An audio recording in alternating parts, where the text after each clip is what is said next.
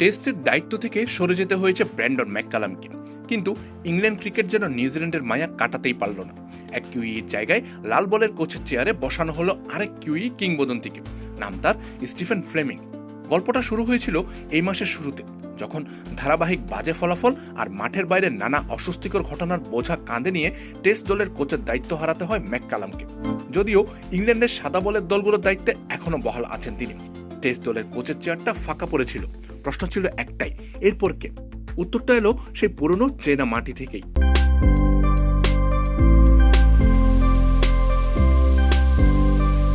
53 বছর বয়সী ফ্লেমিং, যিনি কখনো কোনো জাতীয় দলের প্রধান কোচের চেয়ারে বসেননি, কিন্তু চেন্নাই সুপার কিংসের ডাক আউটে 17 বছরে যিনি রচনা করেছেন সাফল্যের এক মহাকাব্য। রেকর্ড 5টি আইপিএল শিরোপা তার হাত ধরে এসেছে সিএসকের ঘরে। আর নেতৃত্বের চেয়ারে সেখানেও নতুন কেউ নয়, ফেরা এক পুরনো মুখ, জো রুট। 2017 থেকে 2022 5 বছরের প্রথম অধ্যায়ে যার নেতৃত্বে ইংল্যান্ড রেকর্ড 27টি টেস্ট জিতেছিল 65 ম্যাচে।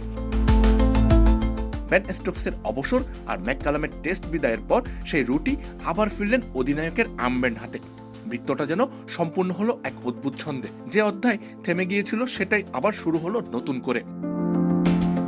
তবে এই নতুন জুটির যাত্রা শুরু হচ্ছে না একসঙ্গে। আগামী 19 আগস্ট পাকিস্তানের বিপক্ষে 3 ম্যাচের টেস্ট সিরিজে ফ্লেমিং থাকছেন না ডাক আউটে। ততদিনে তিনি নিউজিল্যান্ডে পরিবারের সঙ্গে কাটাবেন এই গ্রীষ্মের শেষ কটা দিন, তারপর যুক্তরাজ্যে পা রাখবেন। সেই সিরিজে ভারপ্রাপ্ত প্রধান কোচের দায়িত্ব সামলাবেন সহকারী কোচ মার্কাস ট্রেসকোথিক। ফ্লেমিং এর আসল পরীক্ষা শুরু হবে ডিসেম্বরে দক্ষিণ আফ্রিকা সফর দিয়ে। নিয়োগের খবর জানার পর ফ্লেমিং এর কণ্ঠে ছিল আনন্দ আর দায়িত্ববোধের মিশেল। এটি বিশ্ব ক্রিকেটের অন্যতম মর্যাদাপূর্ণ কোচিং পদ। এই দায়িত্ব পেয়ে আমি সম্মানিত বোধ করছি।